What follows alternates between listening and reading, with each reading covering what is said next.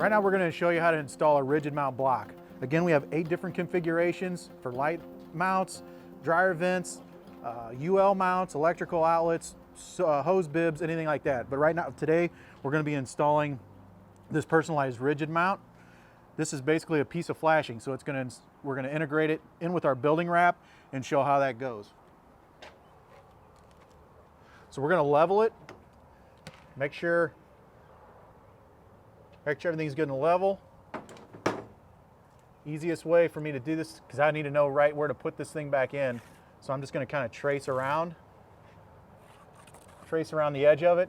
And I'm going to come down 3/4 of an inch and mark my building wrap, because I've got to slice my building wrap to make sure that my flange will slide under the building wrap. That way any kind of moisture that comes down can find its way out onto that flange.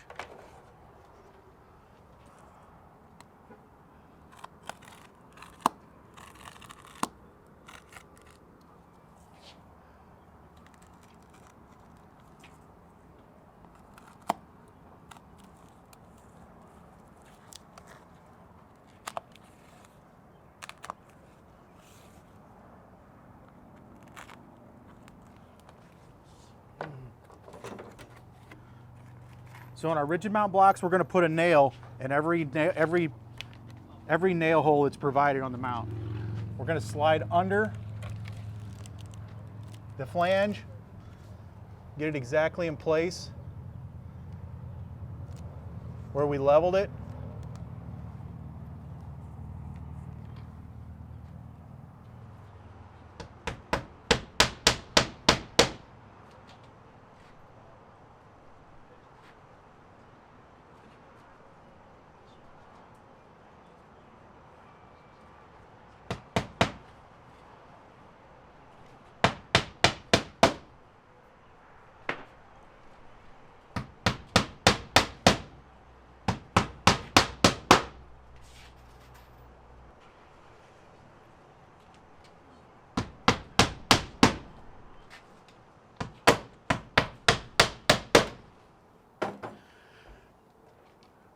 Now, since we're using a drainable house wrap, we don't want to put tape on the top and interrupt that drainage plane.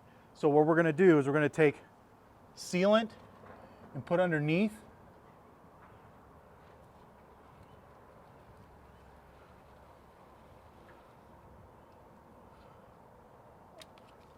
Underneath the building wrap. So seal that down. So what this does is it still gives us our air barrier. No air is going to get up under there. No moisture is going to blow up underneath there. And it doesn't interrupt our drainage plane. So any moisture that gets back is going to be able to stay right out on top of that nailing flange. Is there any advantage of applying a house tape on the flange underneath the Diamond Kote building wrap? So on this particular mount, it's not necessary to seal the nailing flange to the substrate. If you were looking at like going around a window, the nailing flange around a window or nailing flange around the door, that would definitely be something you would want to put house wrap tape to tape that down to keep any kind of air infiltration or moisture infiltration can come in underneath that nailing flange, but not on this application. Okay. Would not be necessary.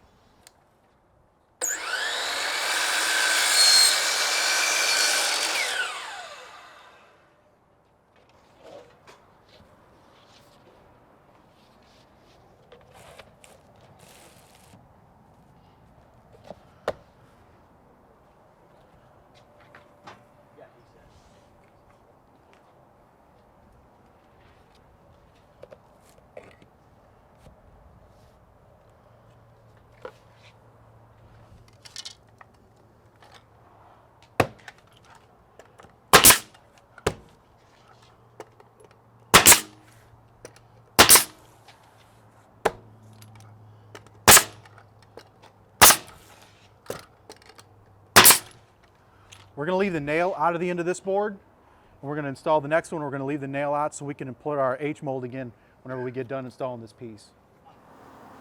Do you have to hit a stud every time, or are you okay just in the plywood? You do. Hitting the stud every time is required. There is an off stud nailing pattern if you're going over 7/16 inch structural sheathing.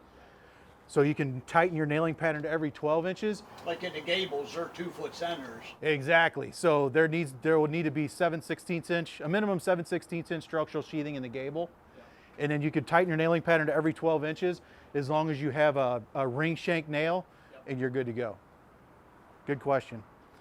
So in measuring this next piece, we're gonna leave 3/16 of an inch gap at our outside corner and trim section, and we're gonna leave a 1/4 of an inch gap at our butt joint. The reason being, the inside web on our H molding takes up a 1/16 of an inch, and we have to have a 3/16 inch gap at all our siding intersections and trim intersections. If you don't use the H moldings, there needs to be a 4-inch piece of pan flash put behind every joint. Some guys, Yeah, same thing, 3/16 one. 3/16 inch right here in the middle. Yes, yep. Some guys, if some guys want to know if they can caulk that, we do not recommend caulking a pre-finished product. You know, caulking tend to want to worm out when the product acclimates. So our main recommendation is the H moldings. They really blend in really well. They go out. We have a connection rate of about 80%, so they're really an answer to that gap that's in the walls. If you don't use that and you have the flashing behind, that gap ends up closing. It can. Sometimes it will, sometimes it won't. That's why we recommend the H moldings. If you have two 16-foot boards and you leave a 3/16 inch gap, they're going to close up. But you and I both know on this next row we're going to have 2 joints, and those are going to be a little different. So in order to to keep from your homeowner asking, hey, why did this gap close up and this one didn't? It's hard to explain that kind of thing. We just put an H molding in there. They see that, they're good, they're color matched, and you don't have to worry about any kind of callbacks in the future. It just gives you a nice consistent look, and it's an answer to that gap.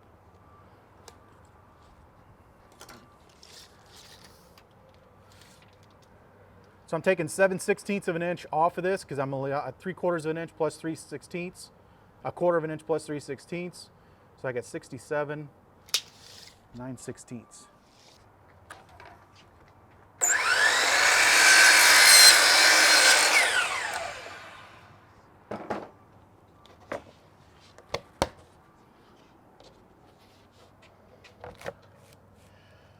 So in order to get my 1/4 inch gap here, what I'm going to do is I'm going to take my H molding. I'm going to take my speed square, put it in the opening, slide it over, and I'm going to rock that speed square just a little bit. So this gives me 3/16 of an inch, and when I rock it just a little, that allows me to have my 1/4 inch gap for my H molding.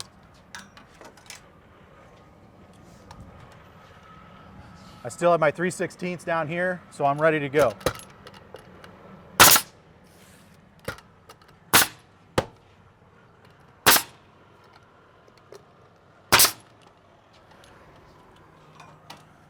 So I've got my nails, I've held my nails out of my joint. So I'm going to take my H molding,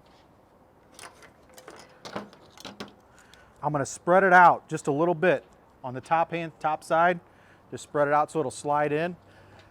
Pull that joint out, slide this in place. And I'm probably going to have to finish it off with my hammer or the butt end. Just kind of tap it into place.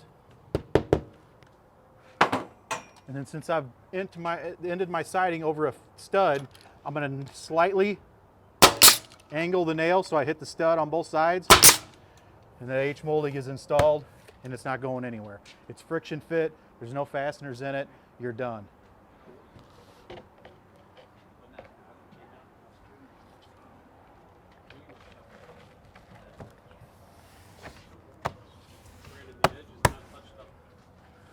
So we're making sure our 3/16 sliding it over, good. We want to make sure that spline is seated. If it just sits on top, that reveal could could vary. So seating that spline before we nail it is important. It's important to work your way from one side to the other, not 2 guys work their way in towards the middle, is to kind of pinch it. So if you start from one side and work to the other is best practice.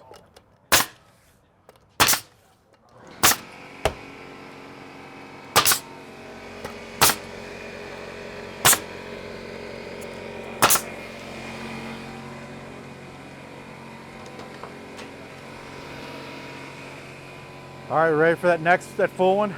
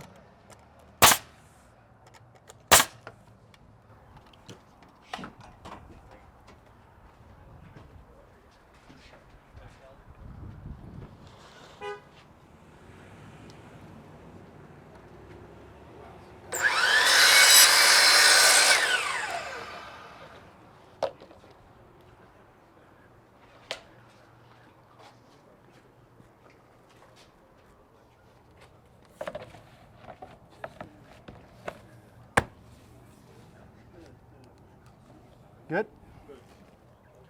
Are all the ends supposed to be painted too? So they have to, all cut ends either have to be sealed or touched up. And so we're gonna seal them with sealant, so you don't have to do both. Oh, okay. If you wanna do both, that's just extra, you can do that, that's no problem, it's not gonna hurt anything. Right. But they're not required to be painted and caulked. Okay. Yep.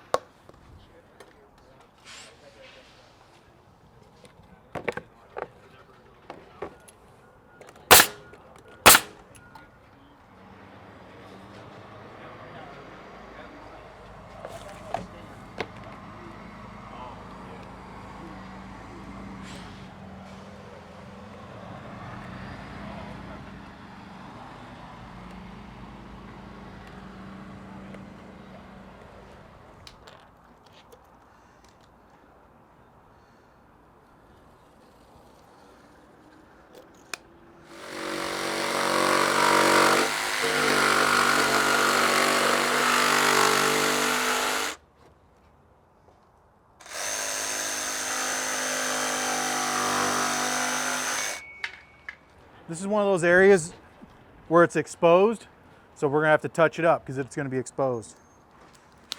That's because you're not caulking at the top? Exactly. Yep. If we were caulking it, we'd be fine, but it's gonna be exposed. We're not caulking it. You're gonna be able to see it. When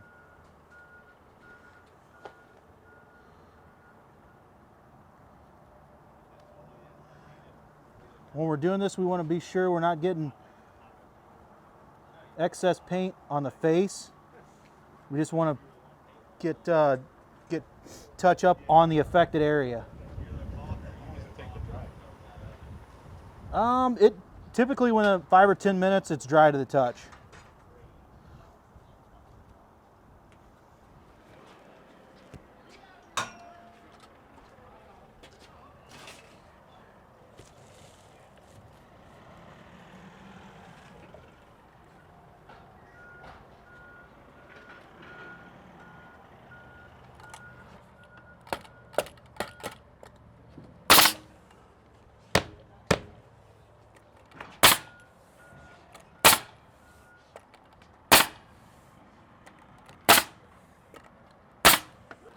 So when we caulk around our rigid mount, whether we're caulking around a window, a door, or anything, we're gonna leave this 3/8 inch gap, we're gonna leave it open. So any kind of water or moisture that gets down can exit. It doesn't get stuck behind there and mess with our substrate. One thing that's gonna be important to do is dam these ends off so no water runs behind and down behind the siding.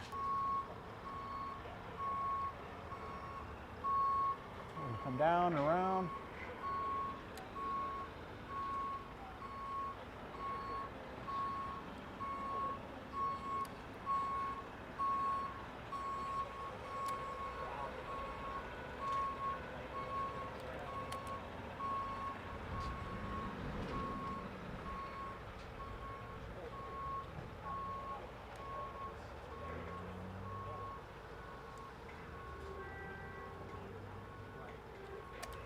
Dabbing it with your finger is good, but for the most part, we're gonna leave our fingers out of it. It's a self-tooling caulk. So we're gonna come back, if you come back tomorrow, you'll see where that caulking is dried down into that crack. DAP 920, it's a class 25 sealant. It's exceptional stuff. They color match all of our colors. We even have custom colors. So the DAP 920, it's an exceptional caulk.